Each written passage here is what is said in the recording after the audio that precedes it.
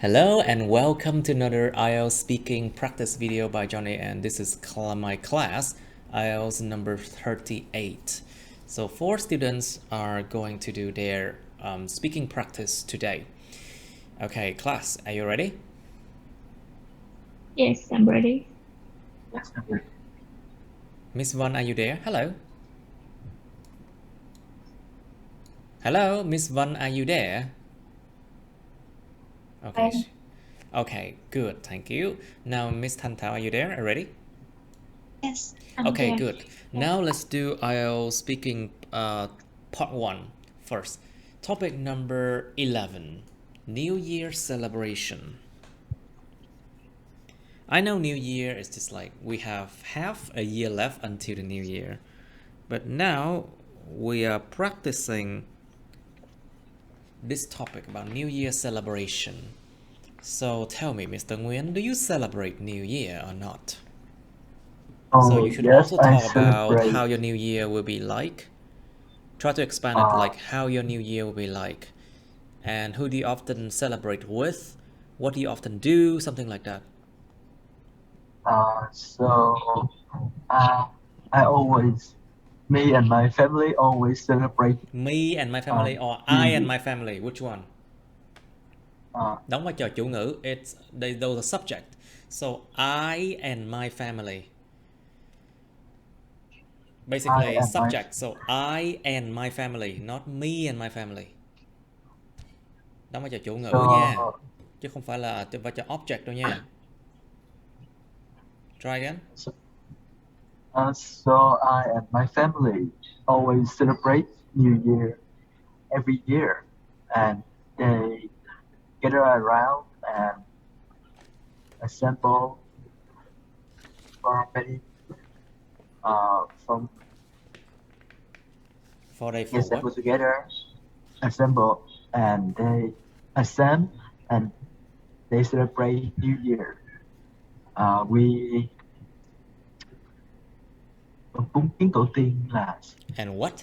Tôi tiếng Anh cúng kiến tổ tiên á thầy. And we pray, chúng ta cầu nguyện, we pray, we worship our ancestor. Chúng ta cầu nguyện, chúng ta thờ cúng tổ tiên, we worship our ancestor. Worship our ancestor. We worship our ancestor. And we celebrate some, and we have about we celebrate. What do we celebrate? Yes.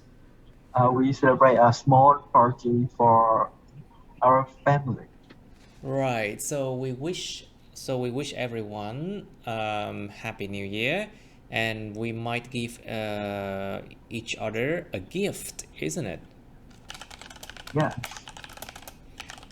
Or lucky money. Let's say.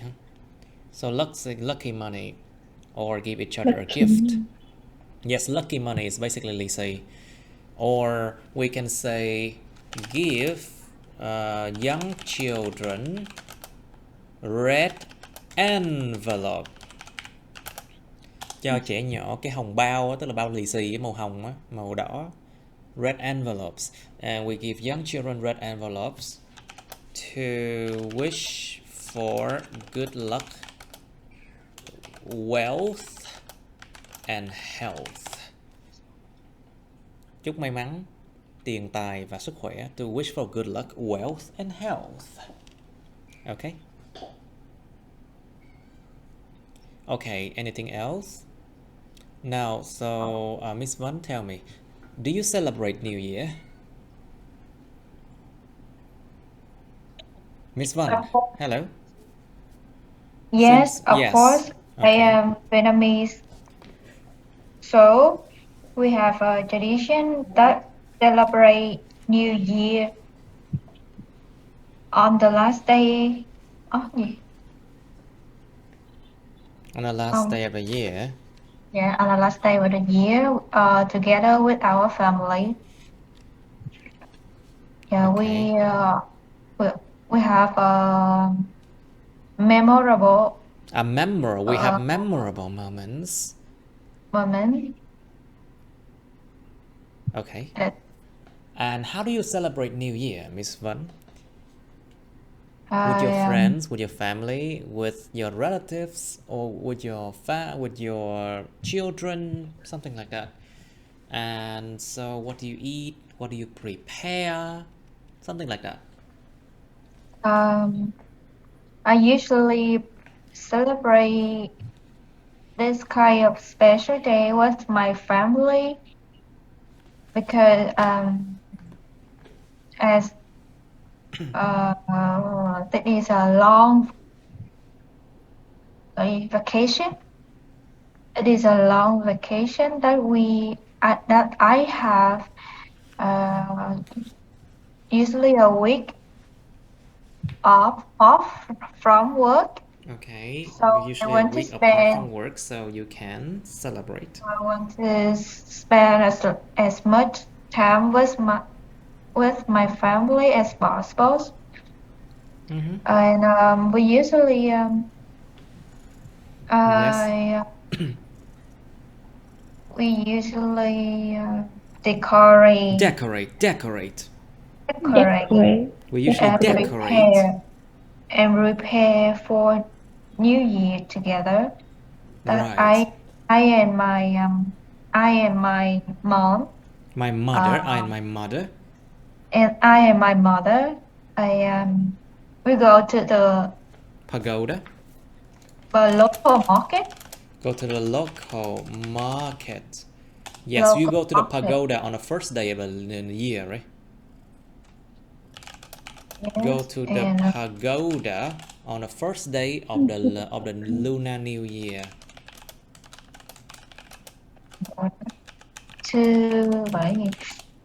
Say again.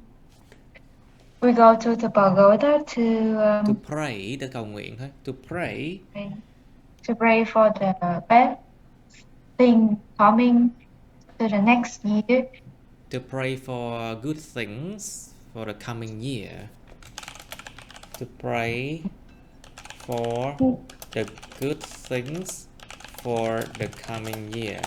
Cầu nguyện những điều tốt đẹp cho cái năm mà tiếp theo. To pray for the good things for the coming year. And the next coming day, yes, we will take a visit to relatives and friends. Yes.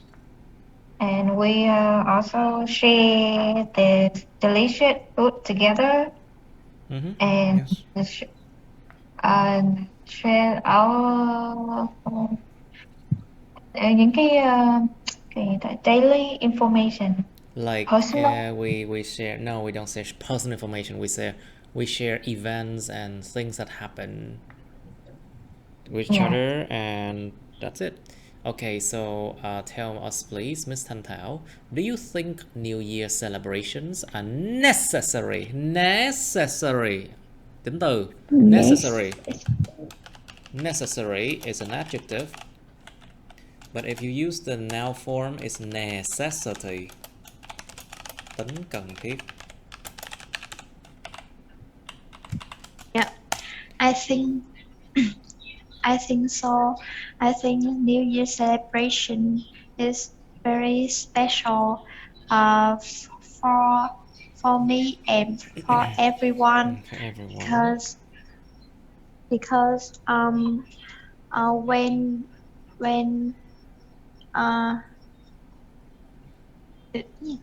because New Year celebration, my family can gather and I feel special event is meaningful to me. It's meaningful. It's meaningful.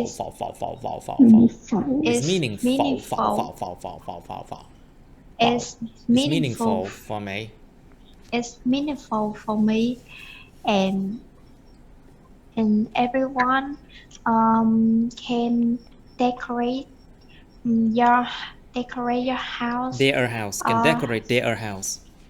Can decorate their houses. their homes. I think it's better to say their homes. Làm đẹp cho tổ ấm của họ. To decorate their homes. Decorate their homes. No. The question asks you, do you think New Year celebration are necessary? It doesn't ask how do you prepare for the New Year celebration. Trả lời phải đúng câu nha. You have to answer it right. Bạn có nghĩ là những sự ăn mừng năm mới là cần thiết hay không? Try to answer that question. Miss Thanh Thảo, please. I think so. I think New Year celebration very important for me and for everyone because New Year So you think it's celebration. necessary. So you think it's very necessary, right? Yeah. You think it's really necessary. I think really necessary, and New Year celebrations is special events. Can people gather when after work work a year, and New Year celebrations also sự ăn mừng là It's a celebration. It's an occasion. It's an occasion for people to celebrate. Nó là một cái dịp cho con người để mà ăn mừng thôi. It's an occasion for people to celebrate. It's occasion for people to celebrate. Okay, so Miss Uyên, do you think New Year celebrations are necessary, or should we not celebrate it? Definitely, I believe. I believe. Are you sure? Cẩn thận. I believe. Pronunciation. I believe that. I believe that. I believe. Y kéo dài về. I believe. I believe. I believe. New Year celebration is the more crucial. It is so crucial because this is a time to slow down and reflect our past year. Reflect là gì em? Reflect on to reflect on our reflect past on year. Our past year and refresh ourselves for the new year. Refresh ourselves for the new year. Very good, rất tốt. Coi lại những năm vừa qua và làm mới bản thân cho năm tiếp theo. Very good. Reflect on our past year and refresh ourselves for the new year. Very good. Very good. Mr. Nguyen, please. Do you still remember a new year that you celebrated? Like, was there any new year that you felt special? Something that made you remember it so well? Mr. Nguyen? I don't remember any year make me. Say again? I can't hear you. I can't hear you well. You have to pronounce correctly. Phải phát âm đúng. Okay, try it again. Do you still remember a new year that you celebrated? So I don't remember a year that I celebrated because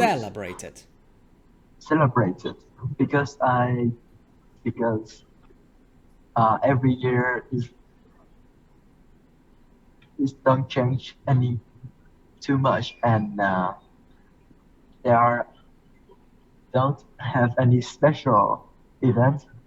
Special what? So special event. So Okay. I don't remember. Oh, okay. So you don't remember. I see. Now, so Miss Hoàng Vân, please. So, do you have any ceremonies? Ceremony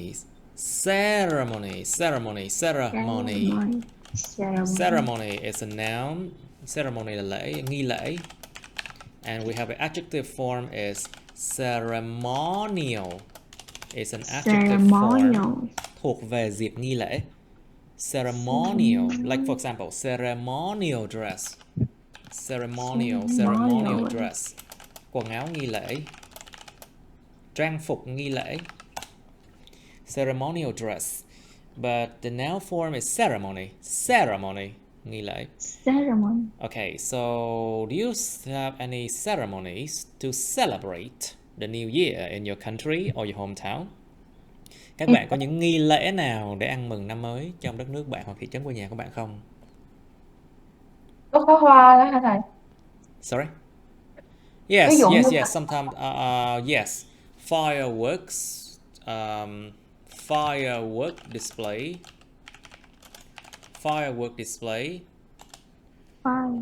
trình bày hoặc là trưng bày hoặc là giống như kiểu mà thể hiện ra là pháo hoa, firework display, or we also have cái gì ta? Flower festivals, isn't it?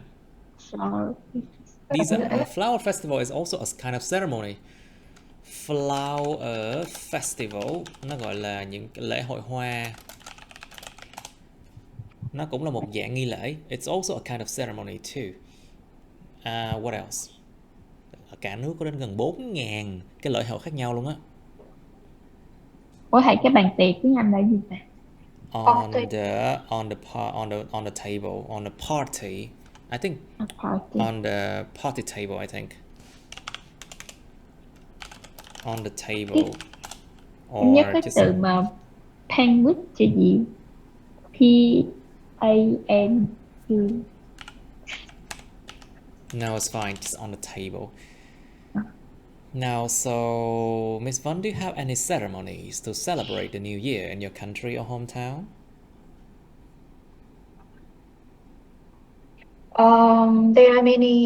There are several interesting ceremonies. Interesting ceremonies.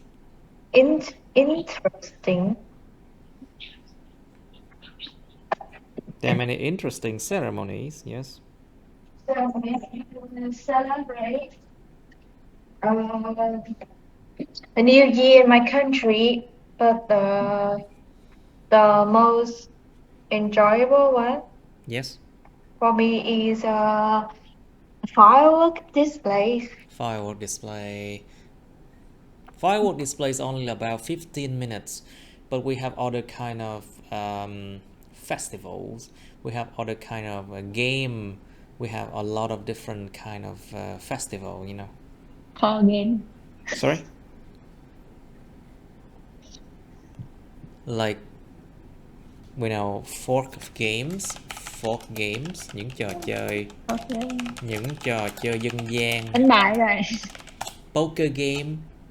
Well, but that is not ceremony. Those are not ceremony. Đâu phải là nghi lễ. Đâu phải nghi lễ nha. Nghi lễ nó phải nghiêm trang. Ceremony is supposed to be serious. People have to wear ceremonial dress. Like in this case, the Vietnamese áo dài. Ủa thầy, cái dịp mà gia đình đoàn tụ á, có phải là ceremony? Well, those are not ceremony. When you have family gatherings, those are not ceremonies. Ceremonies are the things that you have to dress nicely. Bắt buộc phải dress, phải ăn mặc mà một cách nghiêm trang, một cách đẹp đẽ. You have to dress nicely. And of course, you have to do special things. Có phải làm những thứ đặc biệt. Like for example, bàn là nghĩ cái bàn tiệc hay là lễ gì đó. Cái bàn tiệc bự. Big party table.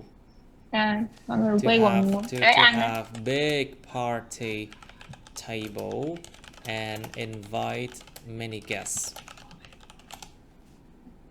To have big party table and invite many guests. But those are for celebration. I don't think those are ceremonies. Like ceremonies, for example, if you pray for someone or worship some kind of gods, nếu mà thờ cúng những cái ông chúa, ông thổ địa hay là ông gì đó, thì mới gọi là ceremonies nha. If you celebrate, if you worship gods or the kind of land gods or the kind of spiritual beings, những thực thể mà gọi là linh thiêng, tâm linh á, những thực thể tâm linh đó, thì nó mới gọi là những cái ceremonies. Those are ceremonies. But if you talk about parties, gatherings, no, those are not ceremonies, I think.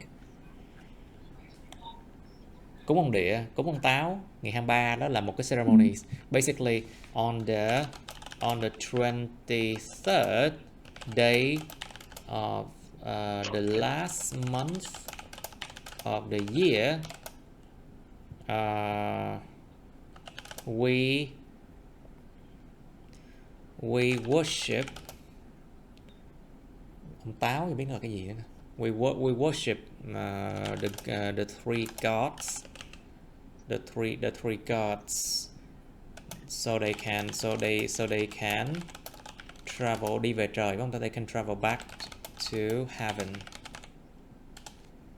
They can travel back to heaven, I think. Thiên đường là thiên đường, same thing. On the 23rd day of the last month of the year, trong cái ngày thứ 23 của cái tháng cuối cùng của năm, tức ngày 23 gần 23 Tết đó, là tháng cuối cùng của năm á. On the 23rd day of the last month of the year, chúng tôi thờ cúng ba vị Chúa Trời, hay là ba vị nói chung là gods. Okay, three gods, so they can travel back to heaven, để mà họ có thể bay về trời chẳng hạn. Isn't it? What else?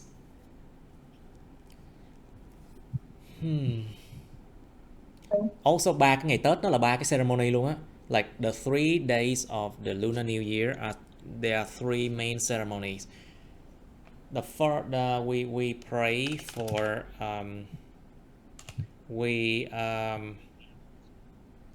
we have ceremonies for our grandparents or great grandparents who pass away. Cúng ông bà đã khuất. Or our great grandparent who pass away. We have ceremony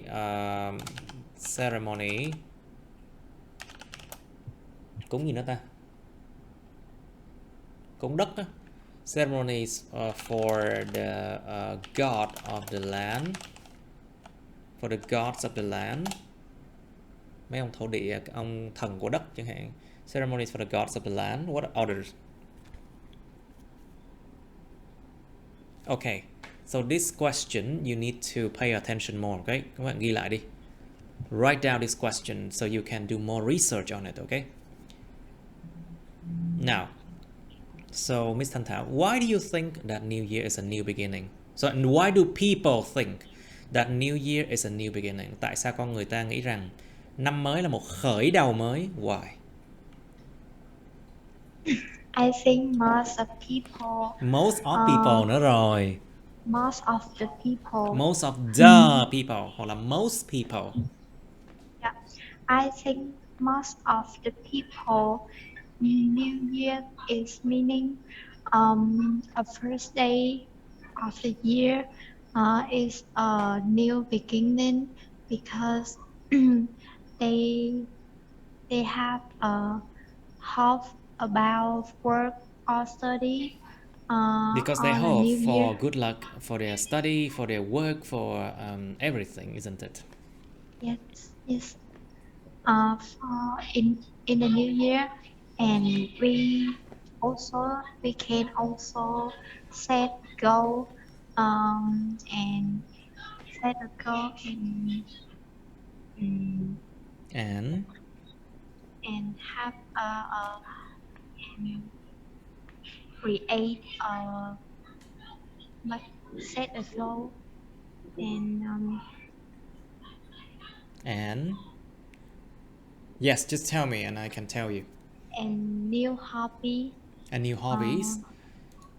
And they wish that, but the main thing is that when it comes to New Year, people want to start everything anew.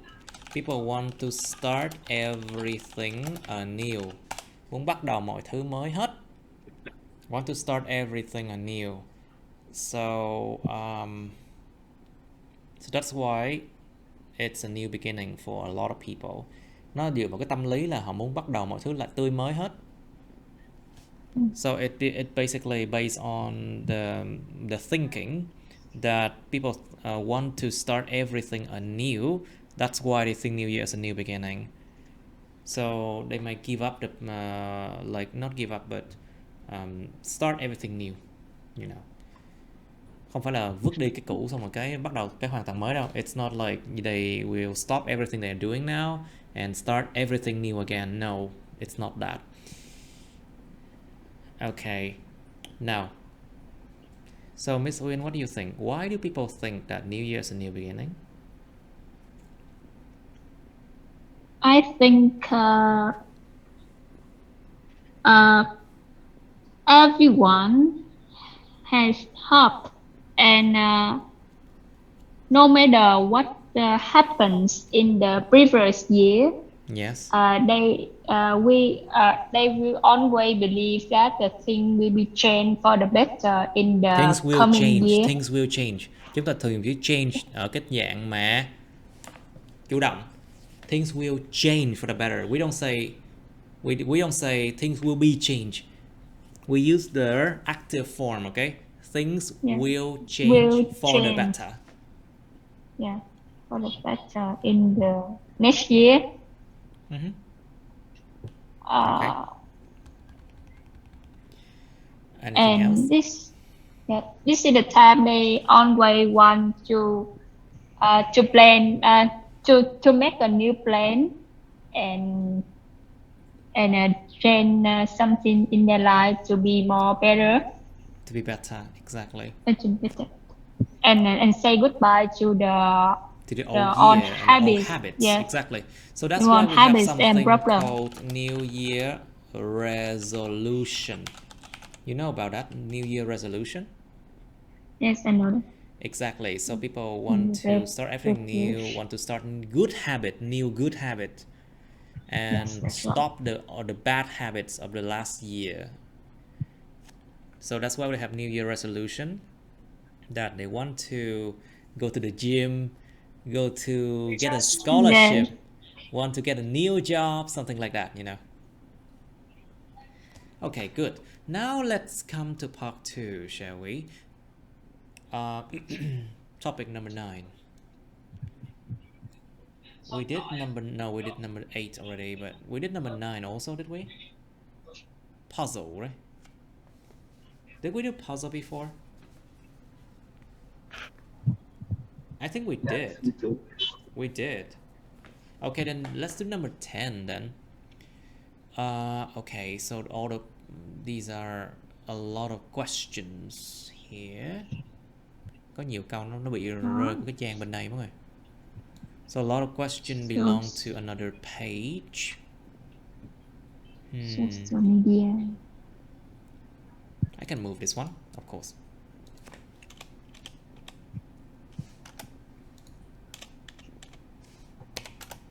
I can move it like this, no problem.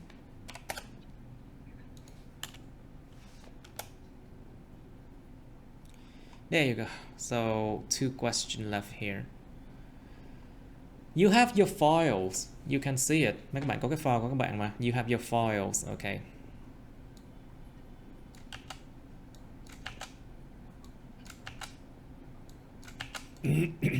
Okay, number 10 is describe something interesting you saw on social media. It's part 2. Yêu cầu các bạn part 2 này là miêu tả một cái gì đó thú vị mà các bạn đã từng thấy trên truyền thông xã hội. Like social media can include the internet, newspaper, TV, radio, text messages. All of those are social media, you know. So you saw it already, and you have to describe something interesting you saw on social media. So you should say when it was, khi nào vậy, where you saw it, là bạn coi nó, bạn thấy nó lúc nào, what you saw, bạn thấy cái gì, explain why you think it was interesting, và giải thích tại sao bạn nghĩ cái thứ đó nó lại là thú vị. Remember, interesting or interested, exciting or excited. Cẩn thận cái dụ tính từ chủ động, tính từ bị động. Careful with passive and active adjective, okay? Okay, part 3 of social media. Why do people like to use social media? Tại sao con người ta lại thích sử dụng mạng xã hội? Think about what people can achieve with social media. What does it help them? Why is it appealing? Why is it attractive to them? Tại sao nó lại hấp dẫn họ như vậy? Nó giúp họ cái gì? Giúp họ trốn thoát khỏi tình huống thực tại cái gì đó? Does it help them to escape from the reality somehow? Escape from the reality.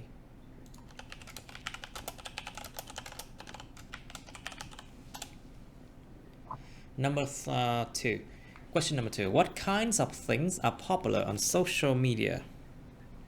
What kind of things are popular on social media? Có những thứ nào là nó thông dụng thường thấy được trên mạng truyền thông xã hội? So talk about what kind of news, what kind of people, what kind of pictures, what kind of content. Những nội dung nào that you can see on social media which are popular. What are the advantages and disadvantages of using social media? Điểm lợi, điểm hại của chuyện sử dụng mạng xã hội. Okay, and what do you think of making friends on social network? We have already learned about social media before, at least twice. Ít nhất mình đã học cái bài về social media 2 lần nữa nha. So you should know what to say. What do you think of making friends on social network? Bạn nghĩ gì về chuyện kết bạn trên những mạng xã hội? Tinder. Try to, of course, Tinder is a social network too. Any kind of apps, yeah, on phone, on Facebook, on YouTube, on Reddit, on Instagram, on all of those things. What do you think of making friends on social network? Can they be trusted? Họ có thể được trusted, họ có thể được tin tưởng được không? Can you trust them? Or can there be any benefits to that? Có thể có lợi ích gì không? Hy vọng các bạn sẽ nghĩ bằng những cách mới mẻ hơn. Hopefully you will think it in a more refreshing way. Okay. Why shouldn't people trust everything they see on social media? Tại sao con người ta không nên tin bất kỳ thứ gì họ thấy trên mạng truyền thông xã hội? Think about fake people. Think about fake profile. Think about scams. Think about, attention. We call them attention seeker. Những người cứ ham danh vọng và sự chú ý. Well, you know those people who always post things on social media every day. Mấy người cứ ngày nào cũng post bài và and then they post very fancy pictures of themselves, những tấm hình rất là nhìn đẹp đẽ của bản thân họ. Sống ảo, so they can live in their own world. They can live in their own virtual world. Sống trong thế giới ảo của riêng họ. Tức là sống ảo đấy. And of course, people have a tendency. People have a tendency to make everything they share perfect. Con người ta có xu hướng là làm bất kỳ thứ gì mà họ share lên nó hoàn hảo. So when you meet people in real life, you start to disappoint. Các bạn sẽ bị thất vọng mỗi khi các bạn gặp họ ở ngoài đường. You start to disappoint when meeting people in person. Chuyện này gặp nhiều lắm nha. It's like it happens a lot, Okay, next question. Do you think that the media is contribute, cống hiến a lot to the development of countries? Các bạn có nghĩ truyền thông đang cống hiến rất nhiều cho sự phát triển của đất nước không? Think about the fact that it helps businesses to grow, giúp các doanh nghiệp có thể phát triển được. It helps doctors to find and help patients with apps. giúp các bác sĩ, giúp các bệnh nhân thông qua những cái apps chữa bệnh. Think about the media is helping me as a teacher to teach you guys. So online learning, does it help development of countries? Yes, it does. Think about promotional videos, những video quảng bá. Promotional videos, những video quảng bá sản phẩm. That helps businesses to sell their goods, giúp những doanh nghiệp có thể bán được những sản phẩm của họ. Think about other things. And think about dating apps as well. Những cái apps mà để hẹn hò. It helps people to find their loved ones. Kiếm được những cái người mà yêu thương, những người yêu, find their loved ones.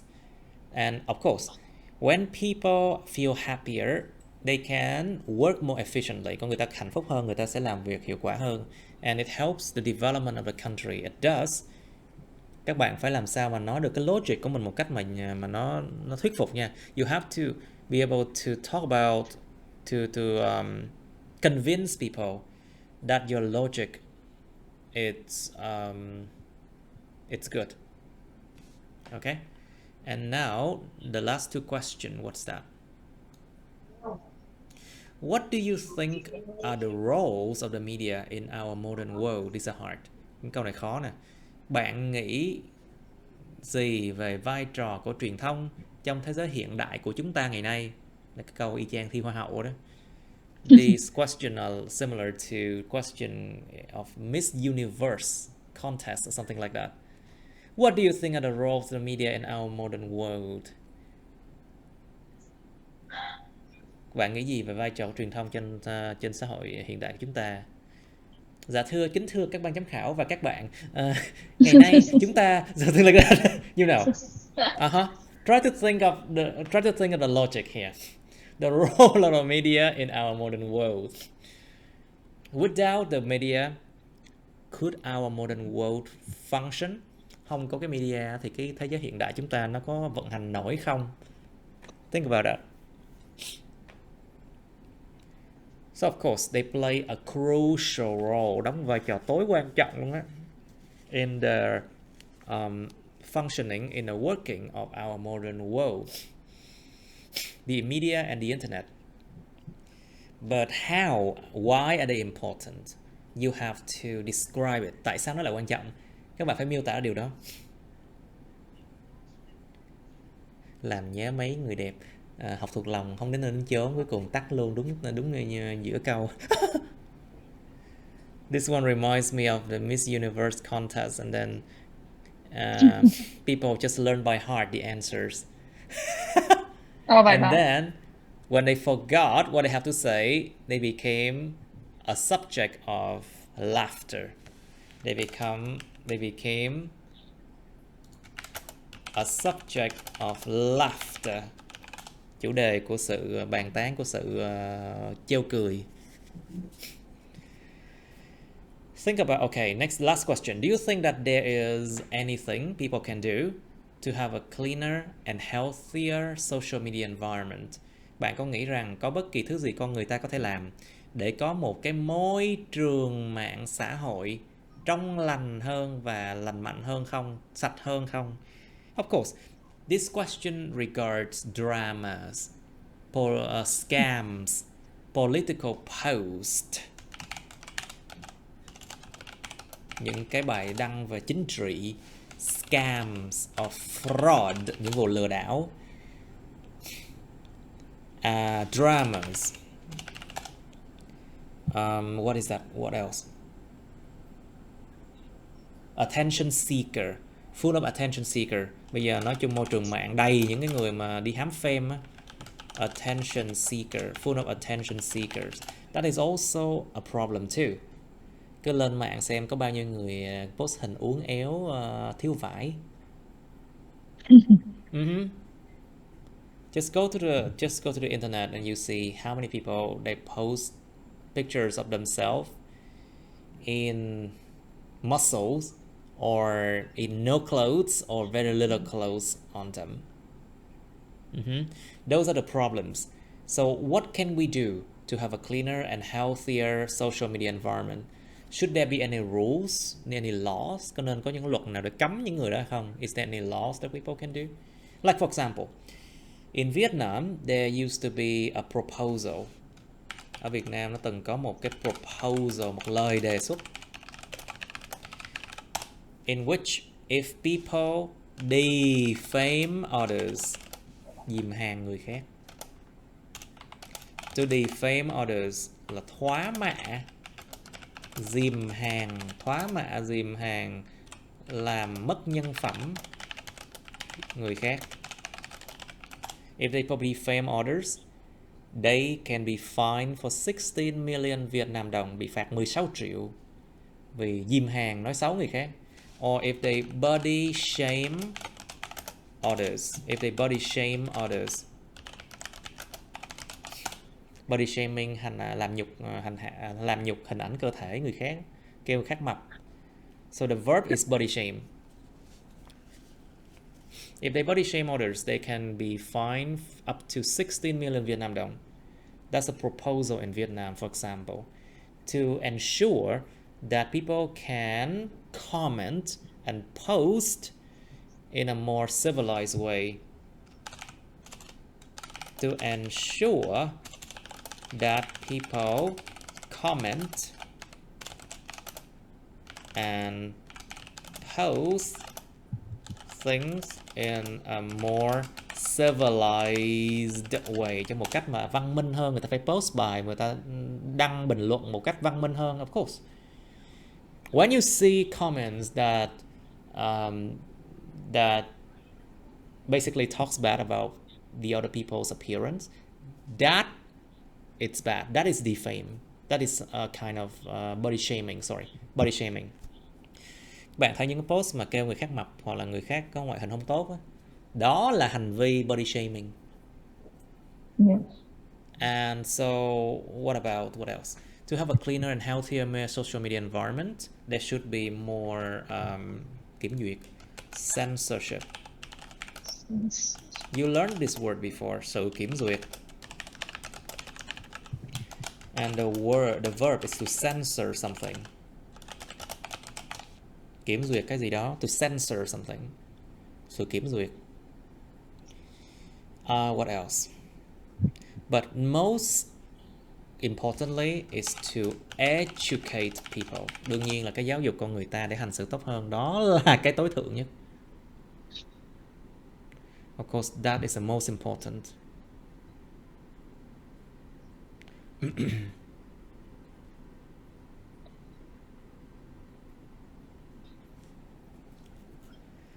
Alright, now let's try topic number 10, shall we? Các bạn có cái file đó rồi, các bạn cứ mở ra thôi. Now you have the files, you can just open it on your own. But now we should spend time on this topic.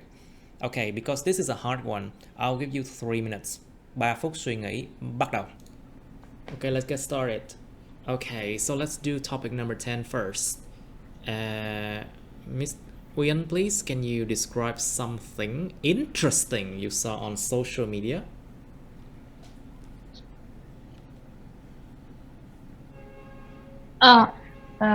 Yes. The most interesting I see on the social. The most interesting thing, or the most interesting thing that I saw on the social media was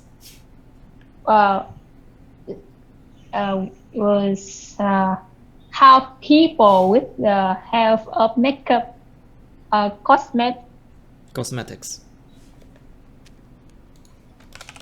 And cosmetics. Please continue. Tiếp tục, đừng ngừng lại. Don't stop. Miss Uyên, hello. Are you there? Hello. Okay, I got you now. Okay, can you try again? Try again, please. So the most interesting thing that I saw on the Facebook. Facebook. Facebook. Kéo dài. Facebook. Facebook was how people with the help of cosmetic make themselves look like completely different themselves. Okay. Yes. Right. So you know that's the power of makeup, huh? Yes, it's Just really describe the power of makeup. Yes, and I was very shocked by the way when they Very shocked. Very shocked. Very shocked. Âm tê cuối.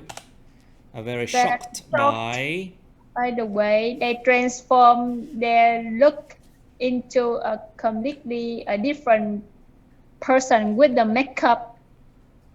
It was a video of a Chinese girl who first showed her look with makeup on, and she looked like a model.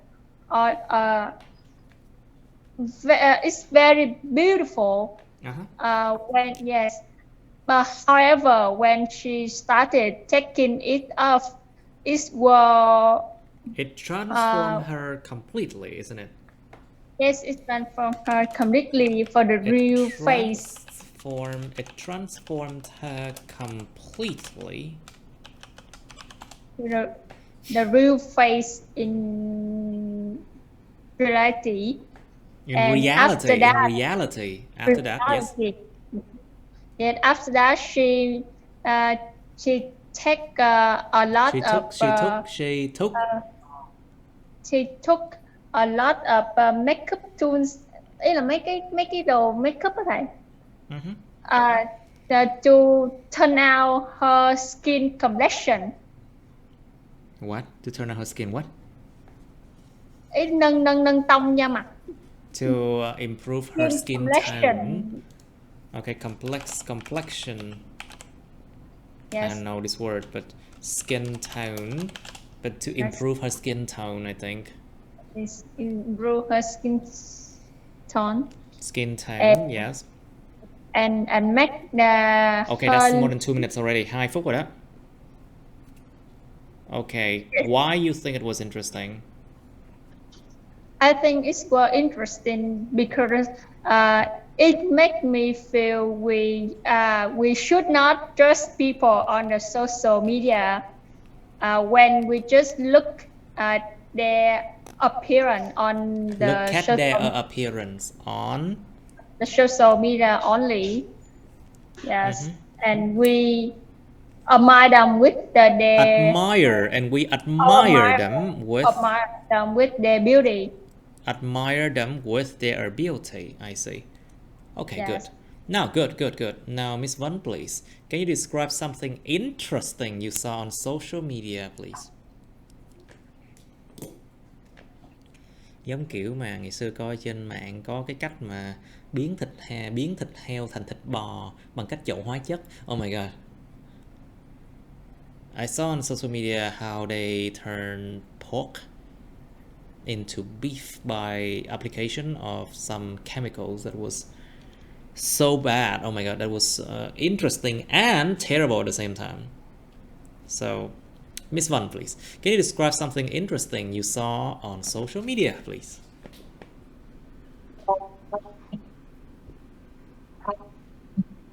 Yes, Miss Vân, I'm listening. The interesting thing I saw on social media was an event that I saw on Facebook last week.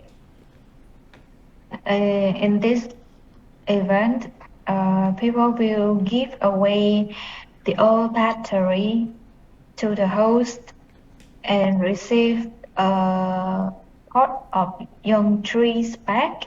A pot of young trees back, so it will grow into a plant. Yes, and I consider it was. I consider it very interesting. Yep. Tôi coi nó như rất là thú vị. Yeah, it's a meaningful event that people will understand the detrimental effect The of detrimental effect. The detrimental effect, tác động mà kinh khủng. The of detrimental effect that plastic trash can cause for the environment, isn't it? yeah, that battery That battery on waste. the environment if they are not gọi là gì? If they Process. are not discarded, không được xử lý. If it is not discarded properly, không được xử lý một cách đàng hoàng. Discarded properly. Properly. Yes, it it will lie in the water supply or in It the will cause pollution of the water supplies. ground. Yes, it would cause pollution, like polluted water supply, and make make the sinh vật biển marine And make marine species. And species make marine species die out.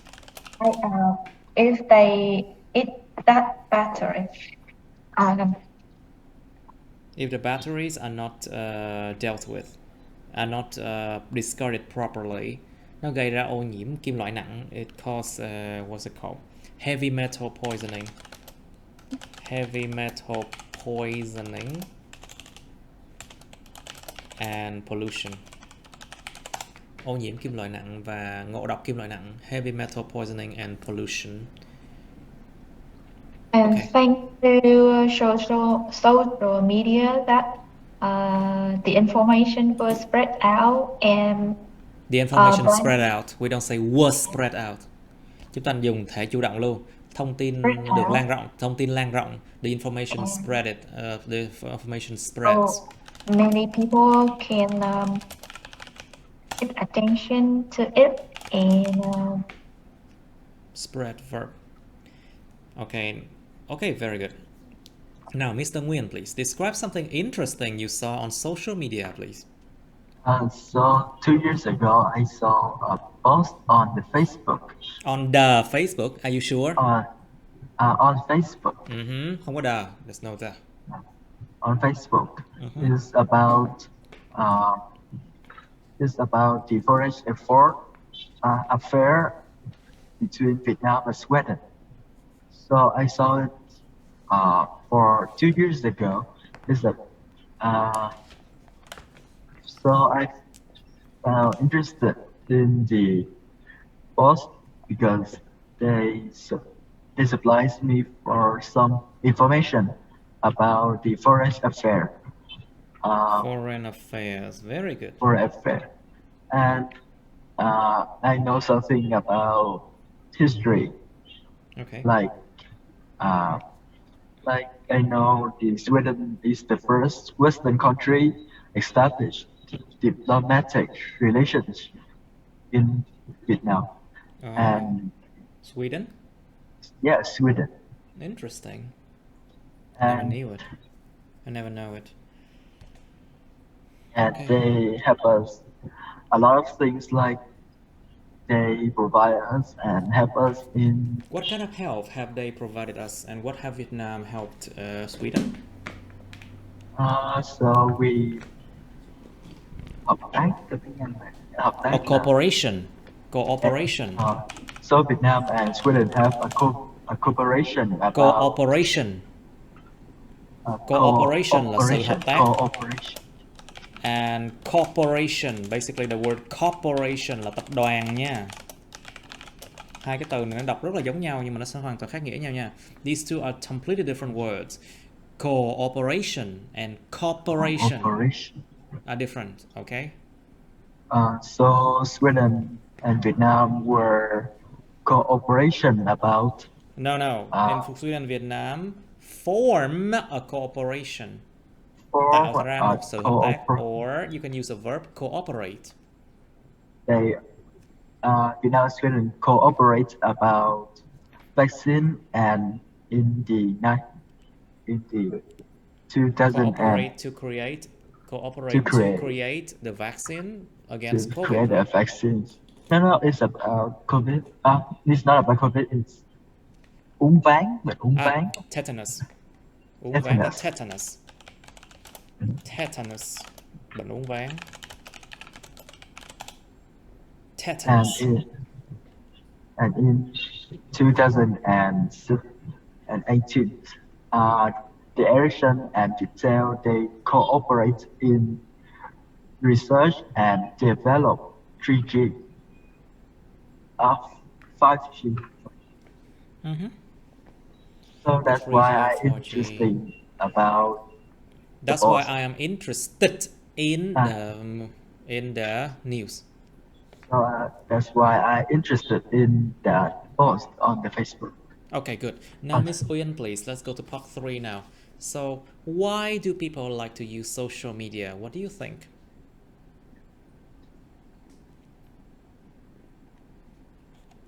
Hello? Miss Uyên, please. So, why do people like to use social media? You can start with, there are several reasons why people like to use social media, and you can start 1, 2, 3, 4, 5, something like that. Miss Uyên? I think the main reason why people like to use social media is to stay in touch with their friends To stay in touch with their friends, yes. and family members. Okay. Yes. The other thing is that they will know the hot and latest news immediately. They will know the latest news, the hottest and the latest news immediately.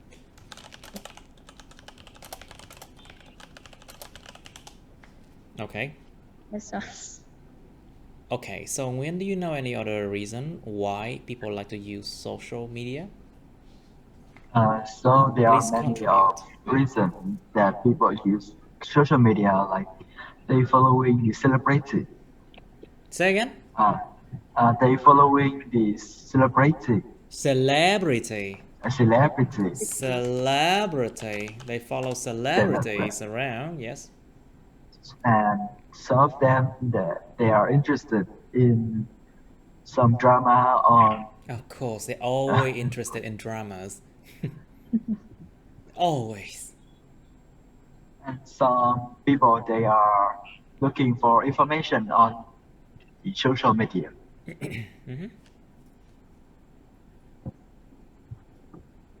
Okay, anything else? Okay. Is there other reasons, Miss Van? Why do people like to use social media? What do you think? People like to use social media for many reasons. Some use it for business. They use this platform like Facebook, Instagram to selling products, and it is a good way to advertising their goods to many people around the world. And it costs just a lot, just little money. A little money. I see. Okay, so now Miss Van, what kind of things are popular on social media these days? What do you think?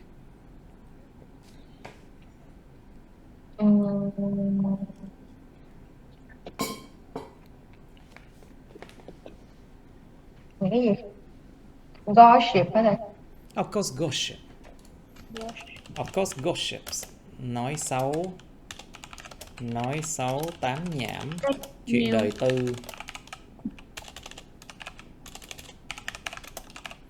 These are gossips about other people.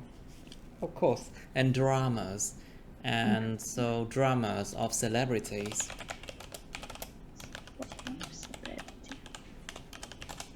Dramas of celebrities. And I think we shouldn't say dramas. I think Celebrity stories. Những câu chuyện về người nổi tiếng. Celebrity stories. What else? Of course, you can also see posts about education as well, because I do post education materials, you know. Những cái bài đăng về tài liệu học hành là gì sao? Educational materials. Mấy cái đó được share nhiều lắm luôn á. But the problem is people share but they don't actually watch them. So people don't actually watch those videos. So I am very sad, you know. I'm really deeply sad because people just like it for fun and they don't watch it. Anyway, now, so Mr. Nguyen, please. So what are the advantages and disadvantages of using social media? This is a huge topic. A lot of things for you to talk about. So I know about the advantages of using social media. Like people can use it like finding for more information and supplies for their knowledge. And but sometimes the information they are fake and they are fake.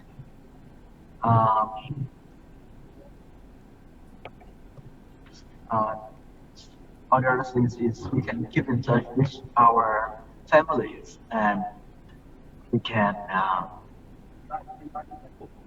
Yes, what can we do?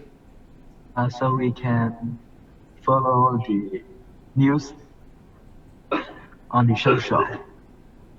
The disadvantages is that there are a lot of fake news. Of course, there are a lot of fake news, news. and it can cause a false illusion.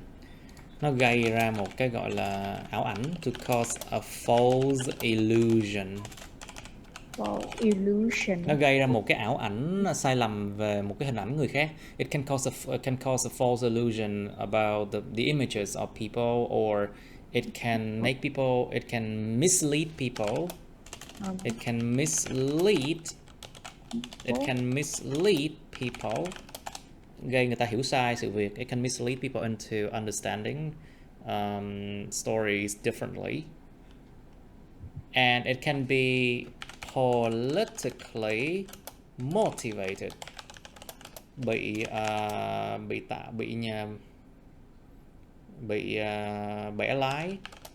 bẻ lái dư luận để hiểu sai những vấn đề chính trị.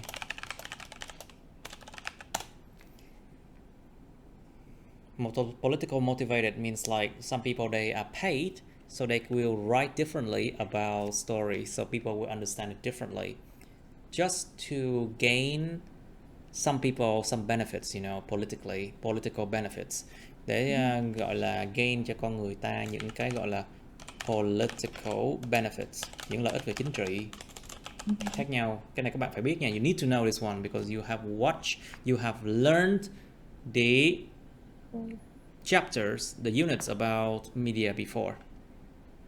Okay, so now, Ms. Nguyen, can you continue? What else? Còn gì nữa không? Kiểu bị bắt nạt trên mạng nè. Say again? Bị bắt nạt trên mạng. Bị gì em? Dạ, bắt nạt trên mạng. Cyberbullying. It's cyberbullying. Bắt nạt trên mạng. Cyberbullying.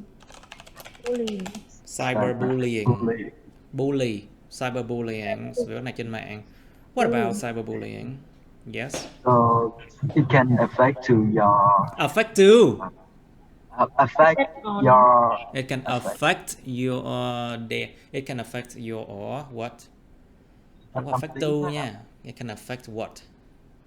Tâm lý là. It can affect your psychology. Psychology. It can affect your psychology. It can affect people. Your it can affect people's psychology. Ảnh hưởng tâm lý mọi người. It can affect people's psychology. What else? And it can cause fear. So there are people who are called fear mongering. Fear mongering gây ra nỗi sợ hãi ở người khác. So there are people who are fear mongering because they like to post very negative posts, and they like to do that, to post very negative posts, so that when people listen or when people see those posts, they can be afraid of a lot of things, and that is bad. Nó gây ra một cái bầu không khí rất là mệt mỏi. So it causes a very negative vibe. It can cause a negative atmosphere or negative vibe, because people, they cause fear, you know, unnecessary fear. Unnecessary fear, những cái nỗi sợ không cần thiết. So what else? More than we can. Yes.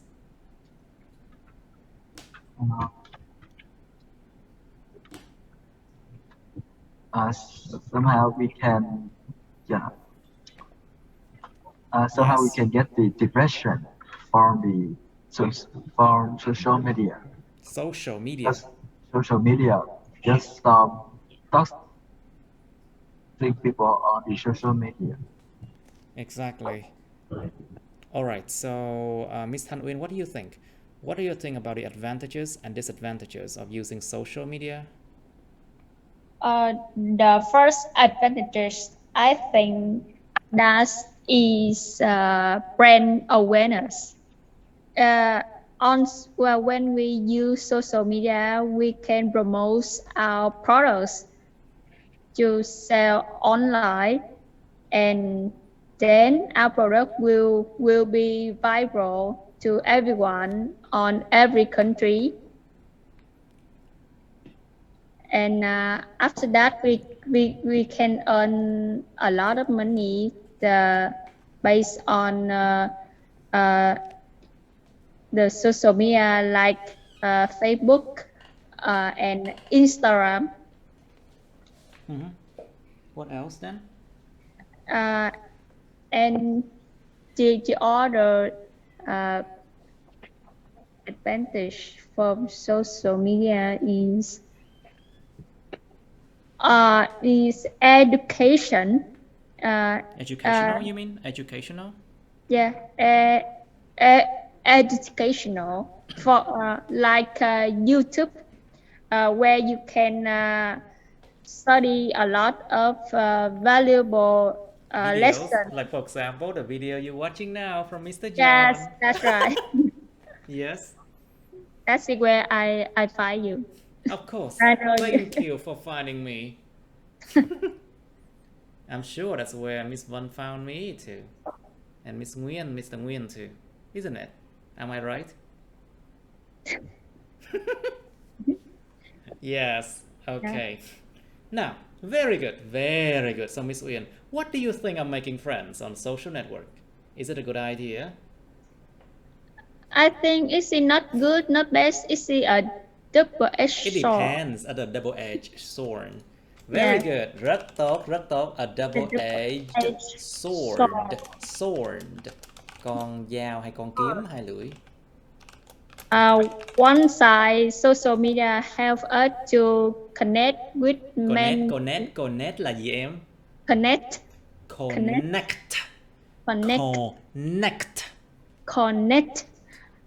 with many kinds of people around the world, and keep in touch for the long distance relationships. Oh, you know, long distance relationship doesn't work. I just think so. And the other side is we cannot know how people feel on the internet when we contact with them. When we contact them. And we contact them. To contact people. Không có giới từ nha. There's no preposition when we contact them. Okay. All right, but you haven't actually go dig deep into details yet. So đi sâu vào vấn đề thêm đi. Nguyên, please. So what do you think of making friends on social networks? I think this is a great chance to make more friends and mở rộng là sao? Mở To rộng cái mối quan hệ. expand. We can expand the relationship for every country and every Yes. every country and every where we can go and meet each other. But Okay. but sometimes there are some like fake friends on the internet. They not good for our. For our what? Some of them are toxic and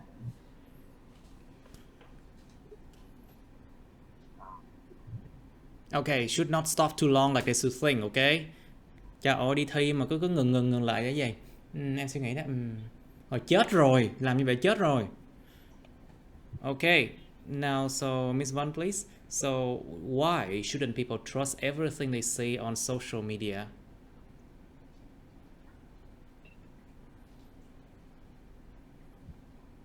Sorry, can you say it again? Why shouldn't people trust everything they see on social media? Ráng phải bình tĩnh hơn. You need to think faster. Come on. Okay, please, Miss Văn. Why shouldn't people trust everything they see on social media? Think about the fact that people tend to make their pictures perfect. They tend to not telling the truth.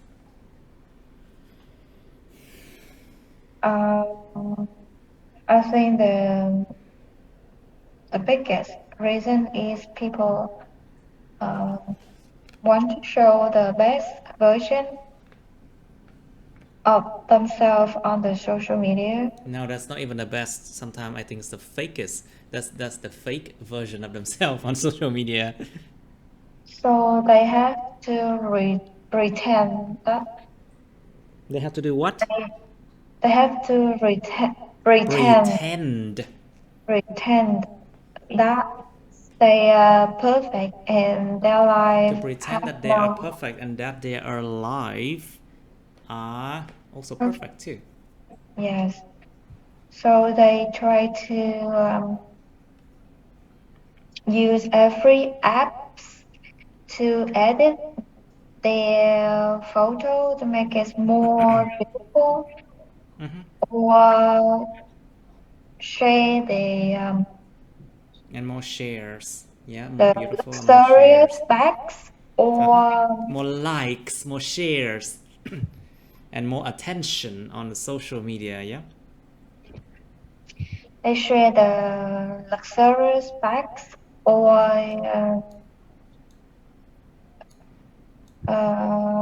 cái gì ta? What else? Then? Clothes, to show that they are rich and happy. To show that they are rich and happy, yes. But in reality, it's not like that. You know, social media is one of the biggest tool to build your portfolio, right? To build your portfolio. Xây dựng cái hình ảnh mà nghề nghiệp của các bạn đấy. To build your portfolio. To build your portfolio.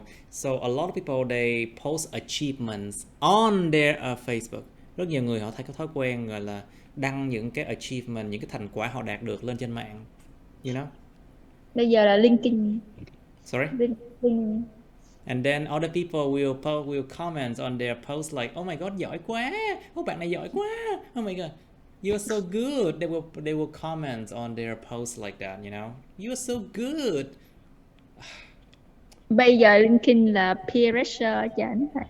Of course, there are a lot of peer pressure. Áp lực của bạn đồng trang lứa. There's a general lot of file peer đúng không? pressure. Sorry? Their profiles on LinkedIn is very professional, Of and course, on they work LinkedIn. on many famous company. And they think that working for famous companies, it brings them good image. Đem đến cho họ hình ảnh tốt. That's right. And credibility. Credibility. Sự đáng tin. Hay là chữ tín trong mắt của người khác. The credibility. Or trustworthiness. Trustworthiness. Trustworthiness. Sự đáng tin. Trustworthiness. Okay, good. Now, so Miss Vân, do you think that the media is contributing a lot to the development of countries?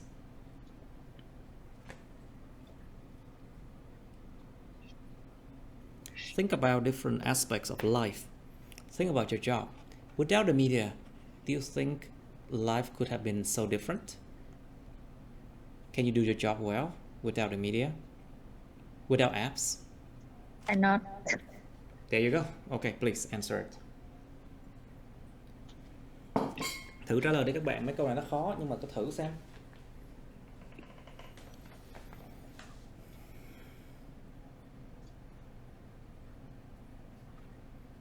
Cố lên.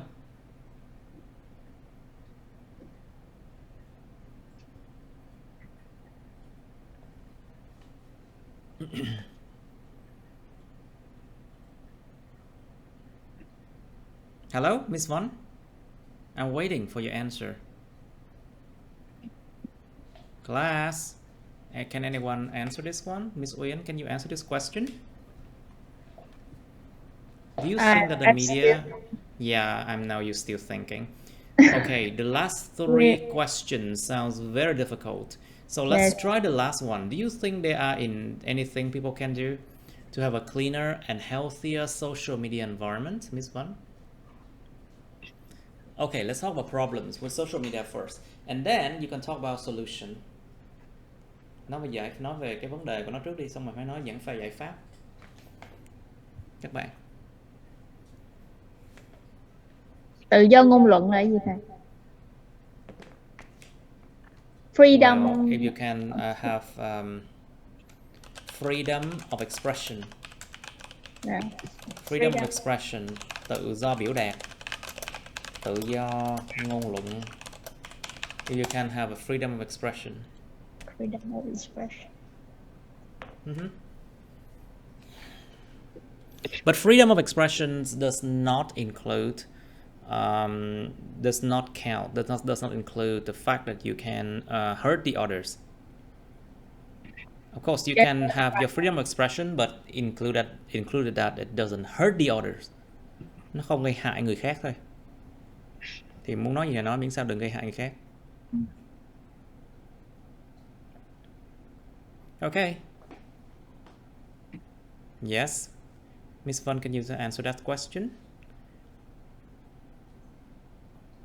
Mr. Nguyen, can you answer that question?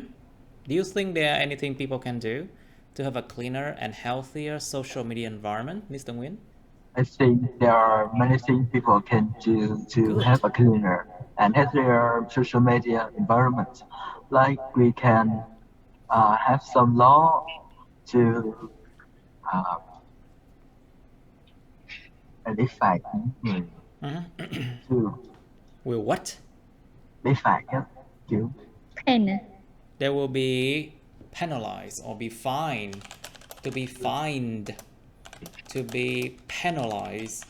Penalized. To be punished. Let's just say punish, okay?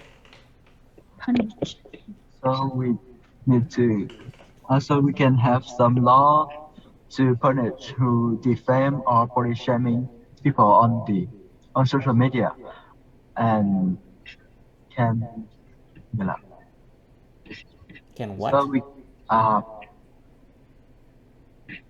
and we need to have some information for chứng chỉnh tư tưởng á. For what? Chứng chỉnh tư tưởng á thầy. Raise awareness. Chấn chỉnh tư tưởng hả? To be cái tư tưởng nó phải chín chắn phải không? Is that Yes. đúng đắn và chính trị đúng không? Isn't it? Yes. To It is be meaning. politically correct. Trở nên suy nghĩ không lệch lạc. Suy nghĩ chính trị đúng đắn. Tư tưởng chính trị đúng đắn á. To be politically correct. Suy nghĩ không lệch lạc. And the freedom of expression have to depend on the law. On the what? On the law. Thì cái luật On pháp. the law. Law. On the law. On the law. Exactly. Okay, what else then? We Brainstorm. can Đồng não. Brainstorm, please. clean all the things like people like the kiểu clean all the picture of people when they nude and phản cảm, những bức ảnh phản cảm trên mạng xã hội. Phải gì em? To filter out the picture of những bức ảnh phản cảm á. To feel for the less fortunate. Dùng cái tính từ này như danh từ luôn. We use this adjective as a noun. To feel for the less fortunate. Cảm thông cho những người kém may mắn hơn. To feel for the less fortunate. Okay, very good. Anything else? Rồi to delete all the picture of những bức ảnh phản cảm á. No. You try to answer that.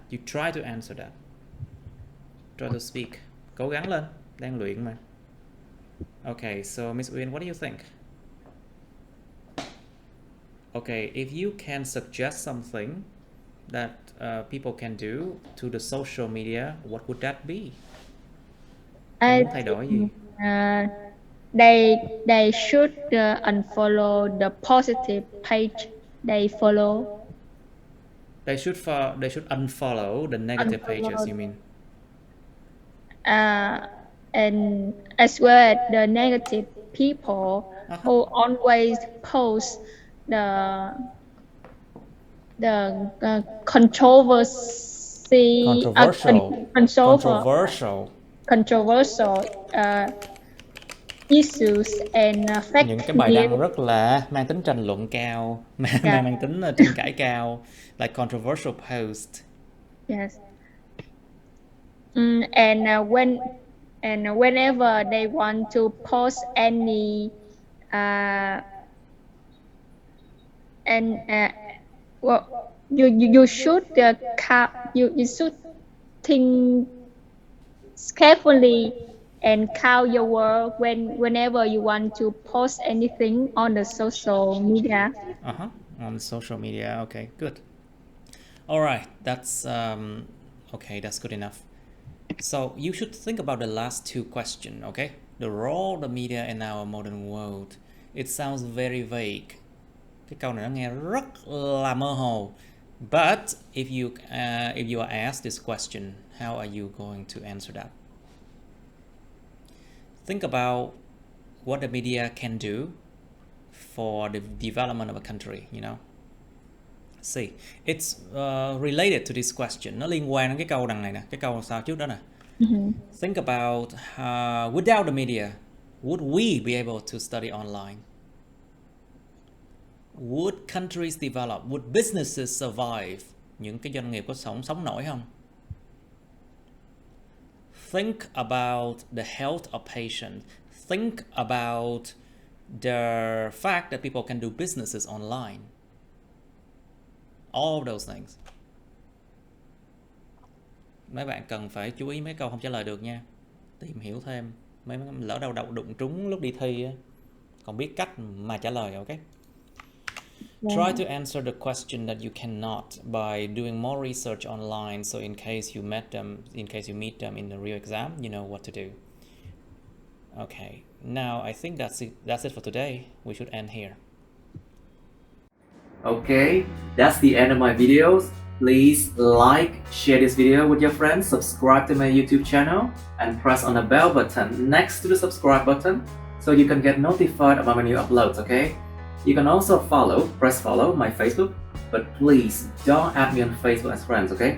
Cảm ơn các bạn đã theo dõi nha. Các bạn hãy nhấn vào like, chia sẻ video này bạn bè các bạn. Nhấn vào nút đăng ký kênh YouTube mình và nút cái chuông kế bên cạnh để đăng ký kênh á, để mà các bạn sẽ được thông báo về những video mới nha. Các bạn cũng có thể nhấn vào nút theo dõi Facebook mình, nhưng nhớ đừng kết bạn Facebook mình nha. Thank you and see you. Bye.